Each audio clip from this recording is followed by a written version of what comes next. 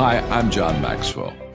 When the top companies in the world are looking for trainers, speakers, and coaches, there's one name that stands above the rest, and that's Maxwell Leadership. Our certified team members have gotten proven results for companies all over the globe, and our reputation, I'm proud to say, is second to none. Some of our members have risen to the top of their profession, including the one you're going to meet today. I proudly introduce you to my friend Bob Fabian Zinka. Welcome to the Leadership and Success Podcast with your host, Coach BZ. If you need to develop into a better leader, this podcast is for you. If you want to achieve a greater level of success, this podcast is for you. His mentor, Dr. John C. Maxwell, said it best. Everything rises and falls on leadership. We hope to inspire you today and provide you with an insight that has the potential to positively impact the trajectory of your life. Welcome to the Leadership and Success Podcast. If you need to develop into a better leader, this podcast is for you.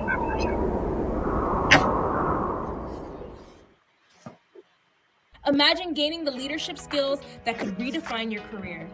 Join Coach BZ on the Leadership and Success Podcast, where each episode delivers practical insights from world-class speakers, military leaders, and industry experts. We dive deep into what matters most, building resilient teams, leading through uncertainty, and navigating complexity with clarity and confidence.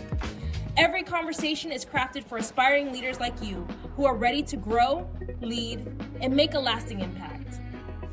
Don't miss our powerful live sessions and recent highlights. Michelle Hayward on building diverse, high-performing technical teams. Ann Leslie on leading through global complexity and cybersecurity risk. Ron Carpenter AI exploring faith, resilience, and AI-powered leadership. Colonel Michelle G.I. Gardner-Ince on commanding influence from the battlefield to the boardroom. Chris Robinson on shifting from drift to drive in life and leadership. And Coach Enrique Acosta Gonzalez on mentorship, legacy, and heart-centered leadership. Ready to level up your leadership journey? Tune in on Spotify, Apple, Audible Podcasts, YouTube Live, and LinkedIn Live. Join the movement toward leadership excellence. Listen now and start transforming your success. Hey everyone, this is Coach BZ. Thank you so much for being here with me this morning. Today is Wednesday, right? July the 10th. Thursday, July the 10th. So thank you for being here. All right, so today we are going to be talking about this article I wrote. Let me make sure you can see this. Let me make myself a little smaller here. Okay, here we go. So inspiring underperformance to excellence, a leader's charge. So basically, in this episode, we are going to be focusing on underperformance, and I believe it is not the end of the road, but it's actually a starting point of transformation. That's what I've learned in the last 20 years or so. So in this episode, we are going to delve into the leader's role in transforming potential into progress and setback into strategies and doubt into development, right? So whether you are a naval officer like I am, or a tech executive in Silicon Valley, or really it doesn't matter which industry or niche you are a part of, I believe that what we're going to be talking about here is going to equip you with 6 actionable principles and a servant leader mindset to guide team members from struggle to significance, so you can have a highly performing team. So to do that, I'm going to be using the help of 2 of my AI agents, Joe and Mary AI, and they're going to be next in just a second. And before we get started, I want to make sure if you would please let us know where you guys are joining us from. Let us know your city, state, country if you're outside of the US. And also, if you have a question for me specifically about today's subject, please type it in the comment section. This podcast is going on live on LinkedIn and on YouTube. And I'm going to make sure to highlight your question before the end of this episode. And also, if this podcast is adding value to you, I'm doing this every single day. I'm writing a leadership devotion, and publishing this podcast, and I have you guys in mind. So if it's adding value to you, please let somebody within your circle of influence know. Share the link, tag someone, and subscribe to the podcast on whatever your favorite podcast platform is, and engage with the content. And that would be wonderful, and I very much do appreciate that. All right, John, Mary, you guys are next. Welcome to the Deep Dive. I am Joe AI. I am Mary AI. Thank you for joining us this morning. Where are you tuning in from? Drop your city, region, or country in the comments. Got a leadership question for Coach BZ? Type it below. He will answer live during the show. Today we'll unpack insights from a powerful leadership article Commander Bob Zinga, call sign BZ, wrote titled Inspiring Underperformance to Excellence, a Leader's Charge. Coach BZ is a cybersecurity executive, U.S. Navy commander in the information warfare community, and a servant leadership coach. He has spent over 2 decades leading high-performance teams across 2 worlds that don't often intersect: structured military environments and fast-moving Silicon Valley tech companies. That's given him a unique vantage point. He led through chaos and complexity, under the weight of tight deadlines, evolving threats, limited resources, and in contexts where both failure and success carried outsized consequences. From secure war rooms to executive boardrooms, from ship decks to cloud networks, he has seen pressure from both ends: structure and speed, discipline and innovation. CDR-BZ has learned this. No matter the arena, leadership is about people. Always. His leadership philosophy is anchored in timeless values: integrity, service, excellence, respect, and dependability. Those aren't just Navy slogans. They're life principles. They shape how he leads, they shape how he coaches, and most importantly, they shape how he sees people. This isn't theory for Coach BZ, it's lived experience. His approach was forged in high-stakes environments, where outcomes truly matter. In one context, we're talking about life and death. In another, we're talking about mission success, regulatory compliance, customer trust, or organizational survival. So, here's the mission for today. We want you to walk away from this episode not just informed, but equipped. Equipped to lead through complexity. Equipped to inspire greatness in the people around you. Equipped to see what looks like underperformance, not as a problem to fix, but as a moment to coach, to uplift, to transform. Let's unpack this together. What struck BZ early on in his leadership journey, and what remains true today, is this: great leadership begins not with process, but with people. That's a paradigm shift. We often think of leadership as decision-making, strategy, operations, scaling, and execution. And yes, all of that is important, but none of it means anything if you lose sight of the human beings behind the performance. Leadership is not primarily about control, authority, or issuing top-down directives. It's about elevating others. It's about unlocking the potential that already exists in your team. That applies whether you're leading a naval unit in a critical combat operation or guiding a cybersecurity team through a complex enterprise-wide system migration. In both environments, CDR Zinga has seen firsthand that the core principles of leadership, empathy, clarity, vision, service, are universal. They transcend job titles, sectors, and organizational charts. They speak to the human condition. And yes, that means dealing with the hard stuff. Zinga's charge, and our charge to you, is this: when you face underperformance, don't react with frustration, blame, or judgment. Don't allow pressure to override perspective. Instead, lead with empathy and intentionality. That might feel counterintuitive, especially when you're under stress. Deadlines are looming. Targets need to be hit. It's tempting to default to pressure tactics. But the best leaders we have studied, the best leaders CDR-BZ has served with, and the best results he has delivered have come not from coercion, but from compassion paired with clarity. So how do you reconcile that? How do you hold space for empathy when performance still matters, when excellence is non-negotiable? That question brings us to a foundational principle, one that has shaped Coach BZ's entire career and leadership philosophy. Let me offer 2 quotes that ground this approach. The first is from Steve Jobs, and it cuts right to the core. Your job isn't to fix the person, it's to unlock the greatness within them. And the second is from one of Coach BZ's leadership mentors, Dr. John C. Maxwell, affectionately known as Papa John. When you see people as valuable, you'll serve them. These are more than motivational sound bites. They are the intellectual and emotional scaffolding for what we're building here. They challenge us to lead differently. Think about the shift happening here. Traditional models of leadership often start with a problem. This person isn't performing. What's wrong? How do we fix it? But this new model, this servant leadership, this human-centered leadership, starts with a possibility. This person has value. Where is it hidden? How do I unlock it? That's a full paradigm shift. From a deficit-based mindset to an asset-based mindset. Let's break that down. A deficit-based mindset sees a team member who's broken, flawed, lacking something essential. It focuses on their weakness and failure. It says, "You're not enough, and I need to fix you." But an asset-based mindset sees someone with strengths, maybe buried, maybe underdeveloped, but real, tangible, worth investing in.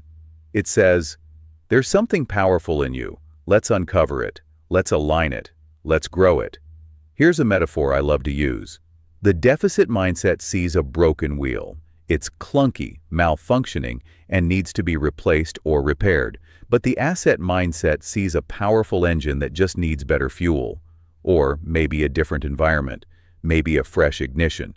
Same situation. Two radically different leadership responses. So instead of asking, "What's wrong with them?"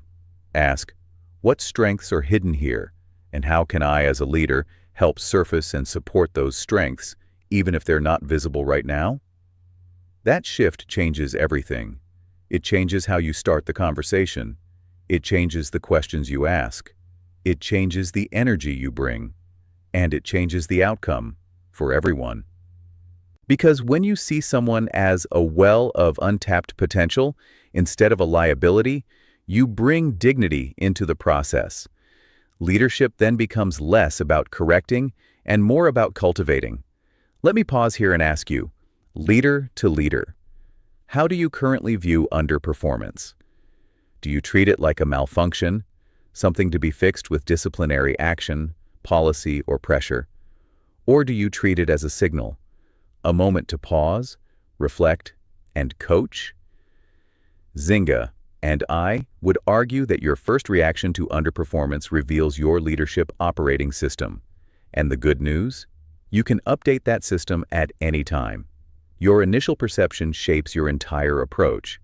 It determines whether the person in front of you becomes defensive or hopeful, whether your team stagnates or evolves, whether your culture breeds fear or fosters growth. So with that new mindset in place, with that asset-based view locked in, it's time to move into the framework itself.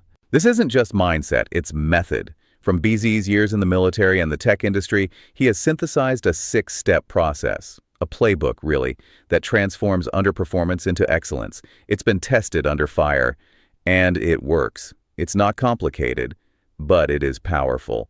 So let's turn the page. Let's move from the why to the how.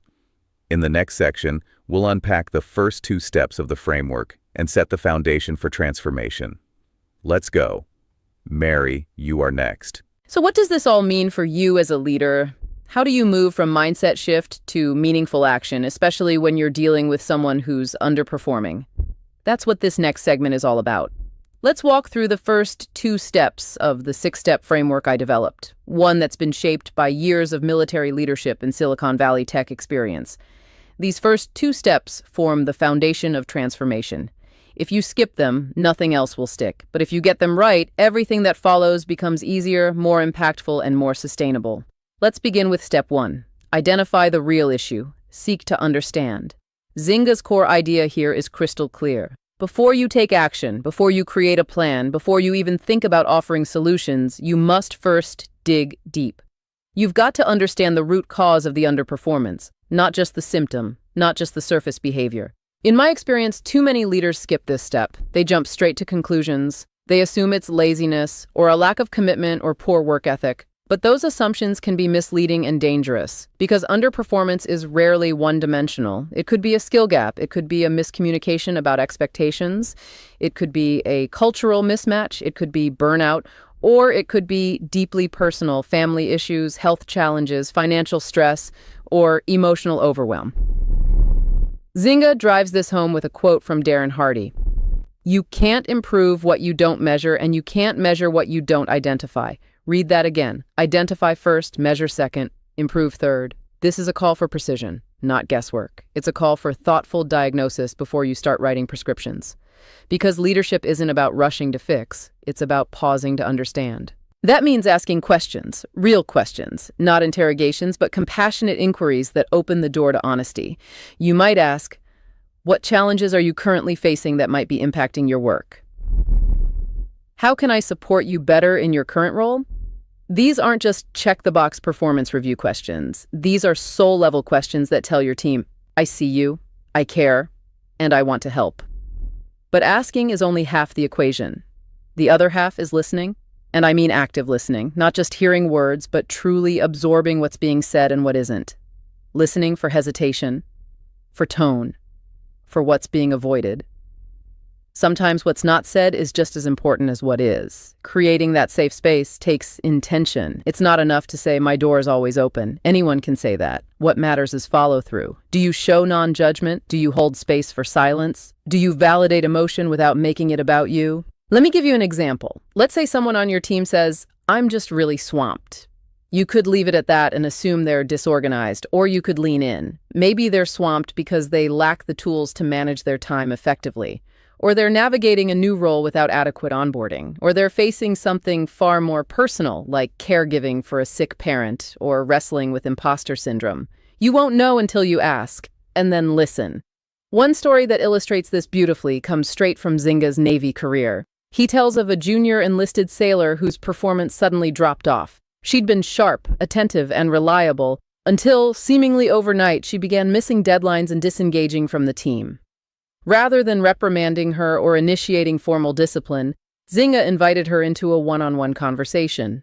It was candid, it was empathetic, it was safe.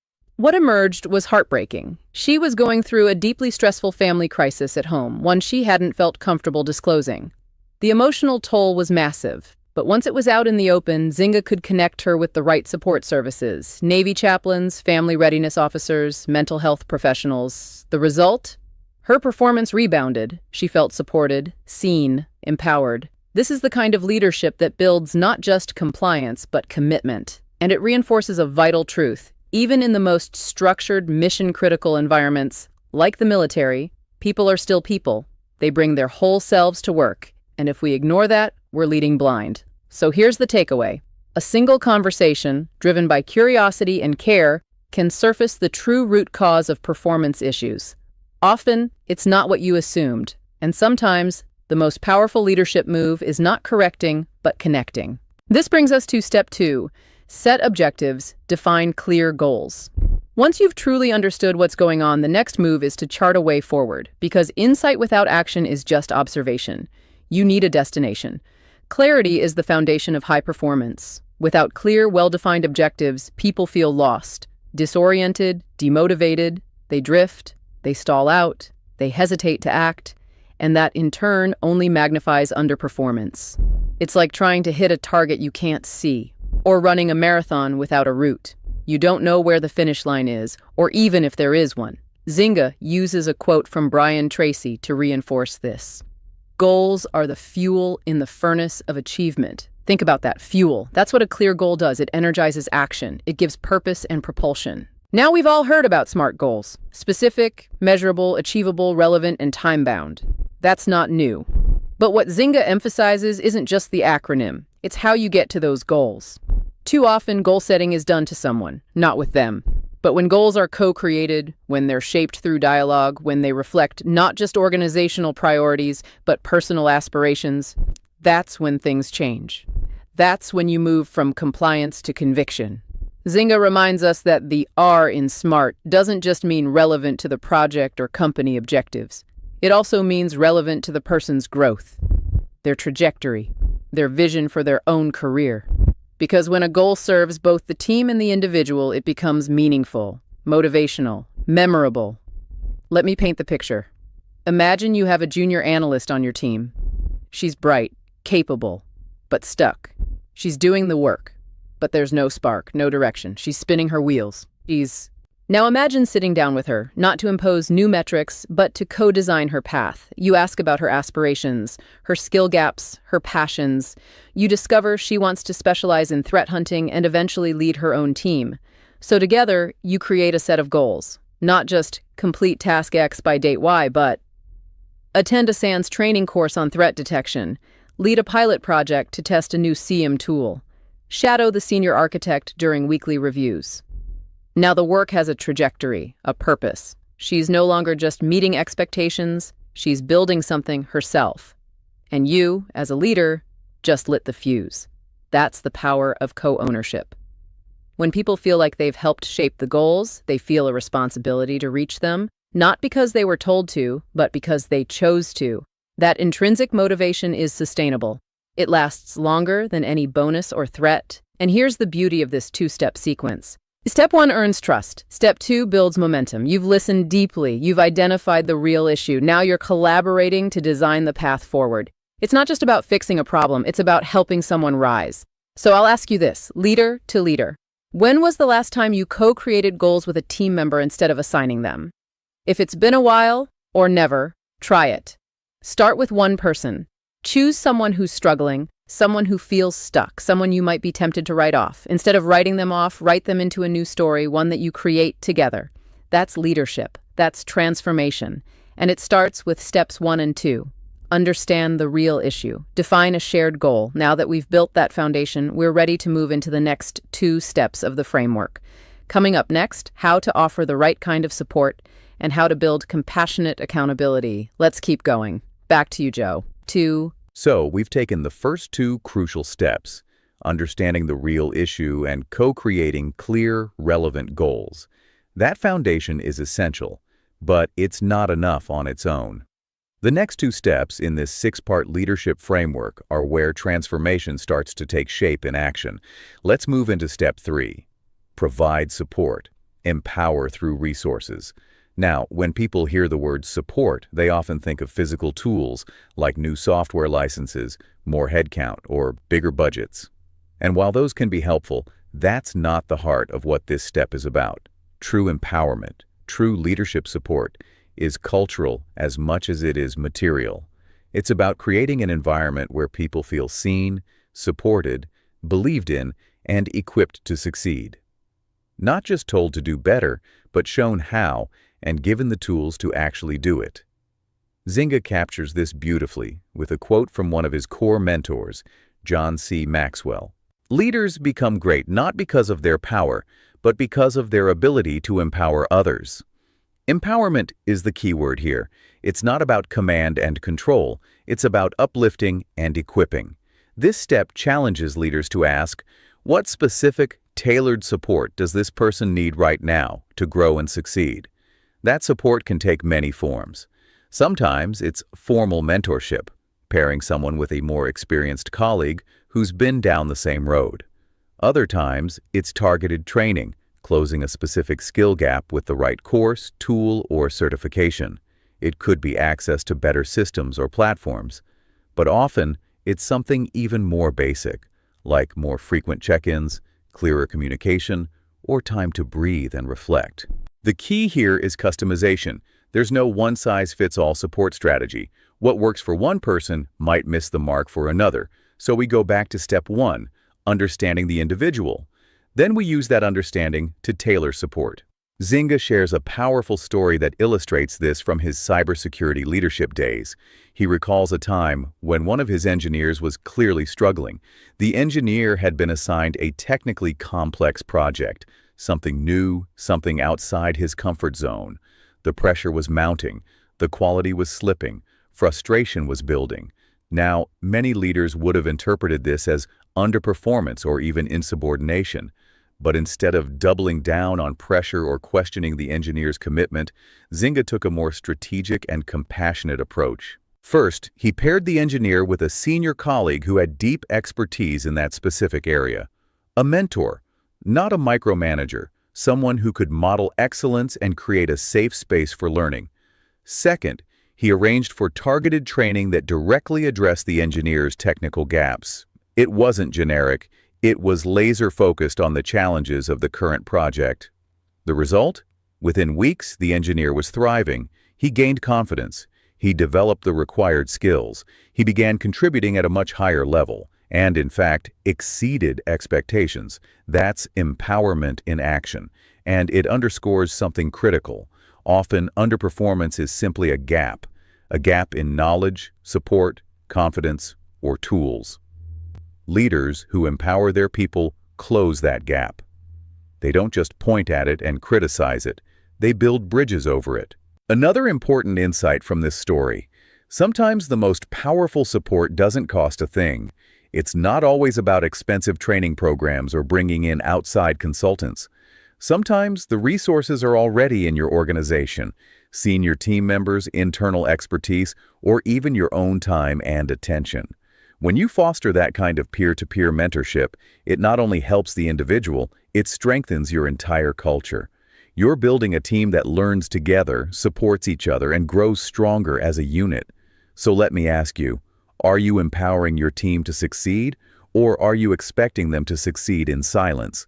Because if your team feels like they have to figure it out alone, you're missing the mark. Empowerment doesn't mean coddling. It means investing with intention.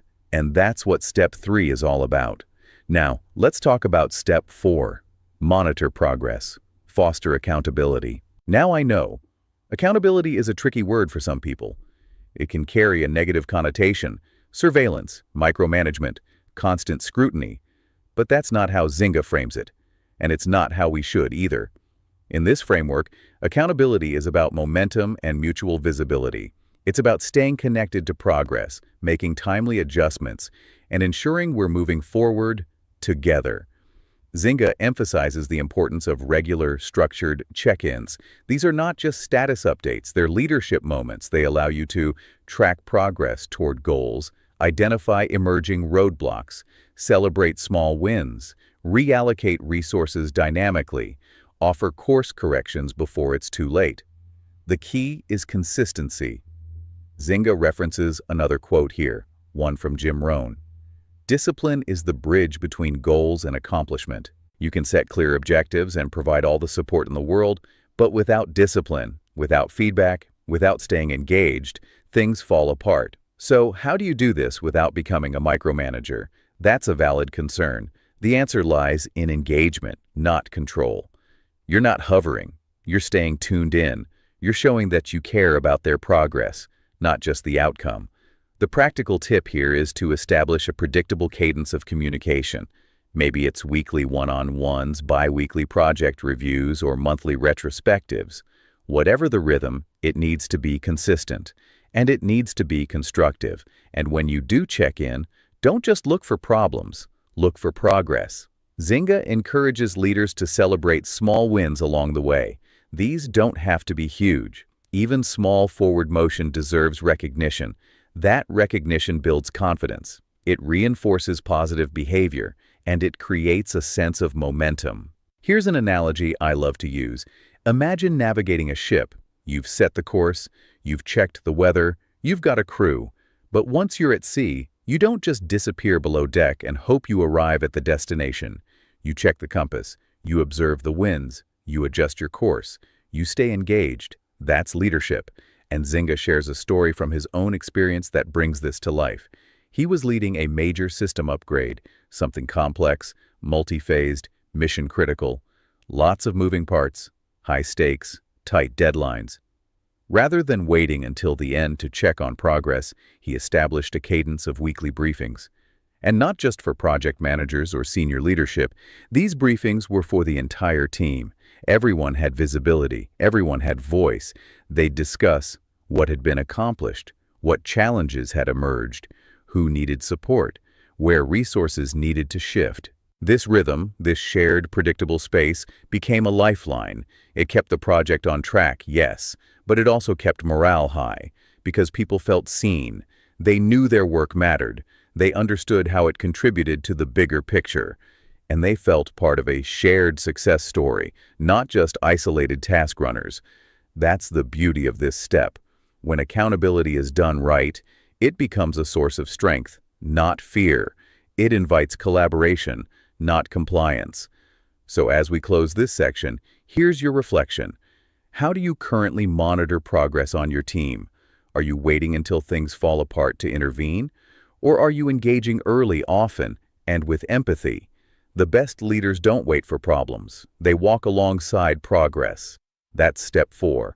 Now that we've supported our team and fostered forward motion, we're ready for the next piece. How to evaluate outcomes and create a culture of reflection and growth. Let's dive into that in section 4.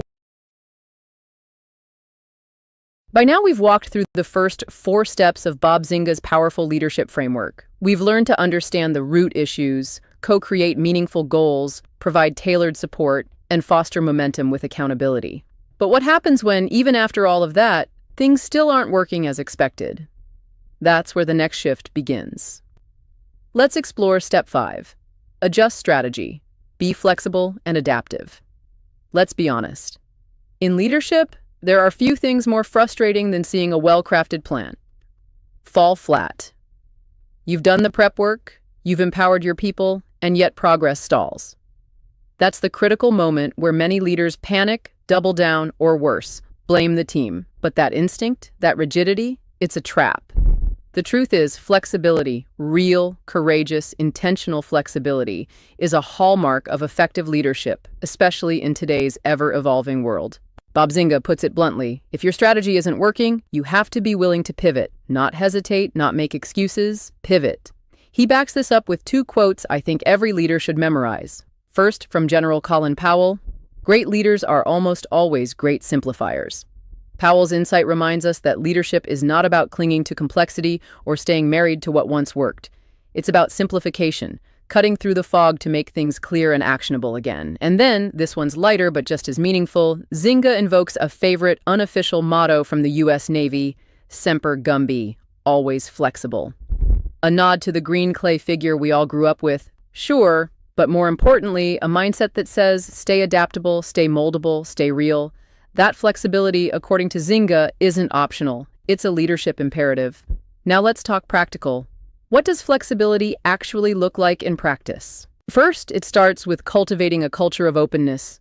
Leaders must invite honest feedback, not just about personal performance, but about the strategy itself. That means asking your team, is this process helping you succeed? What's slowing us down? Where are the friction points? And then actually listening to the answers. That's huge. We've all been in organizations where questioning the plan feels like insubordination. But Zinga's message is the opposite. He says, the most resilient teams are built on the courage to call out when something isn't working and the humility from leadership to change course when necessary. One of his most vivid examples of this principle in action involved a lagging project. Things were behind schedule. The team was demoralized. At first glance, it might have seemed like a motivation issue or a personnel problem. But digging deeper, the truth emerged. The workflow itself was overly complicated and inefficient. No one was set up to win. So what did Zinga do? Instead of blaming the team or applying more pressure, he and his leadership partners took ownership of the system. They streamlined the workflow, removed unnecessary steps, redistributed tasks to relieve pressure points. The result? The team found their rhythm. The project turned around, and momentum was restored. It's such a refreshing example of how leadership isn't about being right. It's about doing what works. Here's the deeper lesson. Underperformance isn't always personal. Sometimes it's structural, process issues, communication breakdowns, overly ambitious scopes.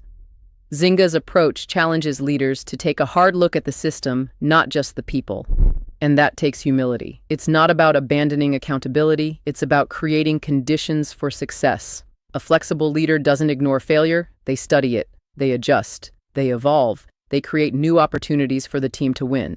So let me ask you, where in your leadership might you be clinging to an old plan that no longer serves your mission? Are you stuck on the path or focused on the destination? Zinga would say, choose the destination. Be willing to forge a new route if the one you're on isn't working. That's agility. That's leadership. Now that brings us to the 6th and final step in the framework, and it's arguably the most transformational of them all. Step 6. Encourage ownership. Build leaders within. This is where everything comes together. If the first 5 steps are about unlocking performance, this last one is about unleashing potential. It's not just about solving a performance issue anymore. It's about nurturing the next generation of leaders. Zynga's core belief is that leadership should multiply itself. The best leaders don't just build followers, they build leaders. He leans into a beautiful quote by Robin Sharma. Leadership is not about a title or a designation. It's about impact, influence, and inspiration. That's the energy behind Step 6. Inspiring ownership, real, intrinsic ownership in your team members. So how do you do that? Zynga's advice is incredibly actionable. First, assign meaningful responsibilities. Don't just give busy work or shadow tasks. Assign work that matters, work that's connected to the organization's mission, goals, or strategic impact. Then, this is the hard part for some. Trust them, guide them, support them, but don't hover. Allow them to make decisions. Let them solve problems. Give them the space to fail small, learn fast, and grow strong. Because that's what real empowerment looks like. Let's be clear, this isn't abdication. You're not disappearing. You're still present. You're coaching. You're nudging. You're celebrating. But you're doing it from a place of trust, not control. And Zynga's story here is one of my favorites. He shares how he assigned a critical high-visibility initiative to a relatively junior officer. It wasn't a test. It was a genuine opportunity. He made it clear she had his support. He equipped her with the right context and resources, and then he let her lead. Not only did she execute with excellence, she went beyond what was expected. And just as important, she grew. Her confidence expanded, her capacity increased. She wasn't just a better contributor, she was becoming a leader herself. That's what Step 6 unlocks. It's not just about fixing underperformance. It's about seeding future leadership. You're creating what Zynga calls an ecosystem of excellence, where individuals don't just meet expectations, they surpass them. They grow into stewards of the mission. They carry the culture forward. It's a shift from solving problems to developing people, from managing to mentoring, from leading by authority to leading through influence and example. And it's sustainable, because once ownership takes root, once people feel that this mission is theirs, they bring more energy, more insight, more resilience to the work. They don't wait to be told what to do. They look for how to help. They start pulling others up alongside them. They become the culture. So here's the reflection I want to leave you with for this final step. Are you giving your team members real ownership? Or are you simply assigning tasks? Are you trusting them to lead? Or are you keeping them in a loop of dependency? Zynga's framework doesn't end with performance, it ends with purpose. And that purpose is to multiply leadership, not just manage behavior. That's how you create lasting transformation in a team. That's how you go from a single spark to a network of flames, each one lighting the next. And that's the journey from underperformance to excellence. In the next section, we'll zoom out and look at the big picture, the integrated model that pulls these steps into a cohesive leadership philosophy. Plus, we'll reflect on timeless biblical truths that help ground this framework in wisdom, humility, and enduring impact. But before we go there, ask yourself this. Who on your team could rise higher if you gave them the room to grow? Because that one decision could change everything. Let's keep going. Wow, that 6-step framework we've explored is incredibly practical, clear, and actionable. But as with all great leadership tools, it's not meant to stand alone. And Bob Zynga doesn't stop there. He goes deeper, beyond the steps, into a richer philosophy that reflects his own professional evolution. What comes next is what he calls the integrated model of leadership, inspired by Keith Corbridge. This isn't just an add-on, it's a powerful way to contextualize the entire leadership process. If the 6 steps are the map, the integrated model is the compass. It helps leaders know how to be while they navigate what to do. So, what is this model? At its core, it's a meta-framework. Think of it as the leadership ecosystem surrounding your tactical actions. It reminds us that real leadership effectiveness is not linear. You don't just march through 6 steps like checking boxes. You lead with your whole self, across dimensions that are often happening simultaneously. This model proposes 4 core interconnected leadership dimensions. 1, technical; 2, adaptive; 3, inner; 4, outer. Let's break them down. 1, the technical dimension. This is your competence, the knowledge, skills, and abilities required to lead within your domain. It's the foundation. In cybersecurity, for example, Zynga emphasizes the importance of knowing your frameworks, protocols, and policies cold. You've got to speak the language of your craft, whether it's NIST standards, incident response workflows, or the latest zero-trust architecture. Technical fluency builds credibility. And this matters, not just so you can jump in and do the work yourself, but because your team needs to know you've been there. You've done the hard jobs. You understand their pressures. When leaders demonstrate technical depth, they gain the trust that comes from earned respect. But let's be clear, being technically sound alone is not enough. Leadership is not just about having answers, it's about navigating the unknown. Which brings us to the second dimension. 2. The adaptive dimension. If technical competence is about what you know, adaptive leadership is about how you respond, especially under pressure, especially when things are unclear. This dimension speaks directly to how leaders operate in complex, fast-changing environments. It reflects your ability to handle uncertainty, to pivot strategy, to deal with ambiguity without freezing. Zynga ties this to his own experience leading teams in the military and tech. When you're facing a rapidly unfolding cybersecurity incident or a startup in flux, you can't rely solely on a policy document. You have to think creatively. You have to rally people. You have to change the approach, sometimes in real time. This is leadership as art, not just science. It's also about influence. In adaptive leadership, you don't always have formal authority. You might be leading cross-functional teams, or managing up, or guiding someone through personal transformation. The tools here aren't technical, they're emotional intelligence, agility, listening, empathy, trust. Underperformance, for instance, rarely yields to a script. It requires an adaptive mindset, one that doesn't just rely on checklists, but instead leans into understanding people as individuals. This dimension separates doers from leaders. It's about leading with insight, influence, and improvisation, not just instruction. 3. The inner dimension. This is the soul of leadership, your character, your authenticity, your values in motion. This is the part that's easy to overlook, especially in high-pressure environments where results are king. But Zynga makes it crystal clear. If you skip the inner work, your leadership won't last. Your influence will always be limited. John C. Maxwell says it best. People buy into the leader before they buy into the vision. This means your team is watching closely. They're reading your integrity, your self-awareness, your emotional steadiness when things go sideways. Your inner dimension is what creates trust or destroys it. It's not about being perfect. It's about being real, owning your mistakes, keeping your word, admitting when you don't know something, and leading with humility. Zynga challenges leaders to ask, what's guiding me? Where am I leading from? Fear or purpose? Pride or principle? Because when your inner foundation is solid, your leadership becomes magnetic. People will follow your vision not because they're forced to, but because they believe in you. And when that's missing, even the best strategy will fall flat. 4. The outer dimension.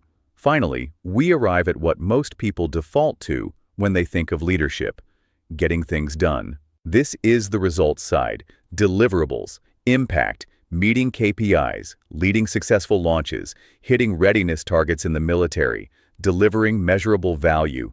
Zynga is clear. You cannot be an effective leader if you don't deliver outcomes. Vision and values are great, but they must translate into tangible, visible success. This is where the first 3 dimensions come together. Your technical skills equip you. Your adaptive ability adjusts to conditions. Your inner character earns trust. And then, your outer leadership executes. You become the kind of leader who gets results and builds people, who hits goals and leaves a legacy. Not just once, but again and again.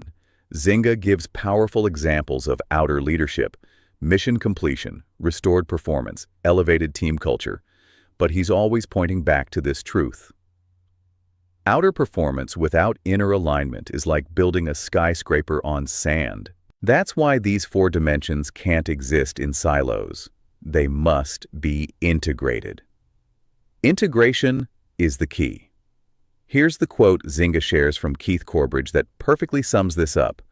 Doing the inner and outer work, while balancing technical precision with adaptive wisdom, equips us to lead all people, including the underperformers, towards sustainable excellence. Let that sink in. This isn't about being a unicorn who excels in everything at all times. It's about being intentional, reflective, balanced, willing to grow where you're weak, willing to shore up where your leadership is leaning too heavily in one direction. Because here's the danger. If you're over-indexing in just one area, say technical skill, but lack the inner work or adaptive strength, your leadership will feel brittle. It may crack under pressure. Or if you're deeply principled but never execute, you'll be seen as inspiring but ineffective. Great leaders don't just act, they integrate. Leadership reflection prompt. So let me ask you now, which of the 4 dimensions are you strongest in right now? Which one do you tend to overlook or underdevelop? How might that imbalance be impacting your ability to elevate underperformers or develop your top talent? Zynga's integrated model is a powerful invitation. It's an opportunity for you to zoom out and look at yourself not just as a task manager, but as a leader of people, of culture, of change. It calls for courage and self-honesty. But the reward? Sustainable excellence, not just for you, but for the people you lead. And that brings us to our final section, a leadership reflection rooted in timeless wisdom. Because even the most sophisticated frameworks still benefit from grounding in truth, humility, and purpose. Let's turn there now. Just when you think the leadership journey has landed, Zynga pivots again, and it's a pivot that feels both bold and beautiful. He introduces something deeply unique, a reflective section titled, Think on These Things. This is where practical leadership strategy meets something far more timeless, ancient biblical wisdom. It's not what you typically find in a modern leadership article, especially not from a Navy commander or a Silicon Valley cybersecurity executive, but that's precisely what makes it so resonant. This isn't about religion. It's about anchoring leadership in values that have stood the test of time, truths about humility, diligence, excellence, and service. In an age of quick fixes, flashy tactics, and fleeting corporate buzzwords, Zynga brings us back to principles that have shaped civilizations and transformed lives. It's grounding, it's refreshing, and it's a reminder that leadership isn't just a skill, it's a calling. Let's walk through a few of these ancient verses and explore what they reveal for leaders today. Proverbs 22:29 ESV. Do you see a man skillful in his work? He will stand before kings. He will not stand before obscure men. This verse is rich with insight. It speaks directly to the power of mastery, of becoming excellent at your craft. Zynga uses this passage to remind leaders that diligence and skill are not optional. They are the path to influence. Excellence is magnetic. The people who refine their craft will inevitably rise. But there's a key shift here. It's not just about personal excellence. As a leader, are you cultivating skill within your team? Too often, we wait for people to prove themselves before we invest, but this proverb encourages us to see potential early, to nurture greatness even when it's still in seed form. Zynga challenges us with 3 coaching prompts. What specific skill are you currently refining that would distinguish you as a go-to leader or expert? This turns the mirror on the leader. You can't call your team to excellence if you aren't pursuing it yourself. Who on your team demonstrates high potential but may need development or recognition to truly thrive? Not just talent spotting, but talent building. Are you creating environments where mastery is rewarded and sharpened? Are you building a culture of excellence or just expecting it to appear? This is a call to proactive development. Mastery is forged in intentional environments, not accidents. Colossians 3:23-24 ESV. Whatever you do, work heartily, as for the Lord and not for men, knowing that from the Lord you will receive the inheritance as your reward. You are serving the Lord Christ. Here Zynga shifts from the how of leadership to the why. This verse speaks to purpose, to working with a higher mission in mind, something beyond titles, metrics, or even corporate impact. It's about knowing that what you do matters at a soul level. When team members find purpose in their work, Their engagement transforms. They take initiative. They persevere through difficulty. They hold themselves to a higher standard, not because of external rewards, but because it resonates internally. It's intrinsic motivation, the most powerful kind. Zynga's prompts for leaders here are equally introspective. What higher mission motivates your daily work beyond rank, promotion, or recognition? What's your true north? How can you help your team connect their tasks to a greater purpose or legacy? Your job isn't just to assign tasks, it's to assign meaning. Are your current efforts marked by excellence even in the unseen or uncelebrated areas? That's the test of integrity, what you do when no one's watching. When leaders operate from deep purpose, they inspire others to rise with them. And when teams believe their work matters, they bring their full selves to it. Matthew 20:26-28 ESV. But whoever would be great among you must be your servant, even as the Son of Man came not to be served, but to serve. Now we come to the bedrock. Servant leadership. This principle flips the script. True greatness isn't about commanding, it's about uplifting others. It's not about being the smartest, loudest, or most powerful. It's about using your position to create space for others to flourish. Zynga brings this to life with deeply personal reflections. He doesn't just talk about empowering people, he models it. He serves his team through mentorship, resource alignment, coaching, and emotional presence. Here are the coaching questions he offers. What act of service can you offer today to uplift someone underperforming on your team? That's not abstract, it's immediate. What can you do today?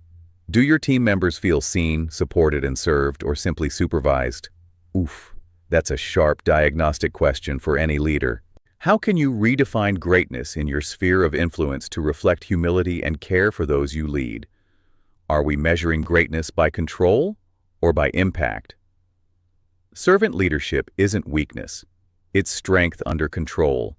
It's the kind of leadership that creates legacy, not just results. A final leadership reflection. So after 6 steps, a 4-dimensional leadership model, and timeless wisdom from Scripture, where does Zynga leave us? He brings it home with a powerful, direct call to action. This isn't just about absorbing knowledge, it's about applying it, right now. Here are the final 3 questions he poses. 1. How do you currently address underperformance in your team? Be honest. What's your real approach today? 2. Which of the 6 steps do you implement regularly, and which are you neglecting? Are you consistent or reactive? 3. How can you better support your team's growth and development this week? This points toward action, not theory. Because leadership is not a destination. It's not a badge or a title. It's a journey, one of self-awareness, continual growth, and service. Zynga reminds us that greatness is unlocked, not imposed, and that unlocking starts with you. Final challenge. Let's leave you with this. If the ultimate measure of your leadership lies in your ability to unlock greatness in others, what is one specific, tangible action you will take this week? Yes, this week. To serve someone on your team in a way that helps them surprise even themselves? One action, one person. One person, one decision to invest where it matters. Because the best leaders don't just fix problems, they raise people. They don't just manage performance, they inspire purpose. They don't just deliver results, they develop leaders. So go forth, reflect, apply, serve, and lead with both courage and compassion. You've got the framework, you've got the model, you've got the wisdom. Now it's time to go lead.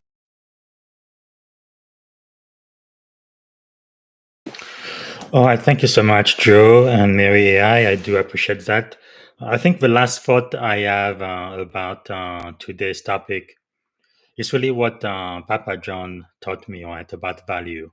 Number one, I have great values. I have core values that I care a lot about, and they don't change, based on trends or circumstances in society.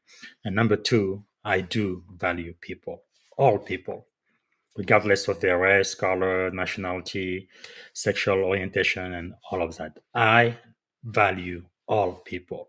And then number three, I add value to people. That's why when I see someone struggle on my team, I don't just make assumption they may be lazy or something is wrong with them or they are underperforming, I need to get rid of them. I try to figure out how can I add value to them? What can I do that is going to help them do a better job? How can I help them find a purpose in whatever position they have within the team to accomplish the great mission of the organization? And I think as a leader, just taking time to love your people, to think about your people, to value them, and then to find ways to add value to them. And it's not always about spending money, right? It's really about caring and trying to find a solution. So that's what I'm going to leave you with. And before I go, let me check and see if there are any questions on LinkedIn. I don't see anything. I don't see anything on YouTube either. So I'm going to be back here tomorrow, same time, Friday, 6:30 a.m. California time, and 9:30 a.m. Washington D.C. East Coast. And until then, have a wonderful week. And I hope this podcast is adding value to you. And I would like to know how it is impacting you as a creator. Sometimes you can create all of this content you think is great, but I don't really know until I hear back from you. So your feedback back to me is extremely, extremely important. And I do appreciate it if you let me know with a comment or a post, or you tag someone or you encourage somebody else to subscribe. So I will be live, but of course, after the live broadcast, you can replay the entire podcast at whatever time that's convenient to you. So until tomorrow, have a wonderful, wonderful day. This is Coach Busy. See you tomorrow. Bye. Thank you for listening to the Leadership and Success Podcast with your host, Coach BZ. If you like what you heard, please subscribe to our channels and come back for more wisdom nuggets on how you may develop into a better leader and achieve greater levels of success. Leadership is the most critical skill. The world will always need leaders to lead others, deploy the next disruptive technology, or execute a business strategy. You may as well decide on counting yourself among the 21st century leaders.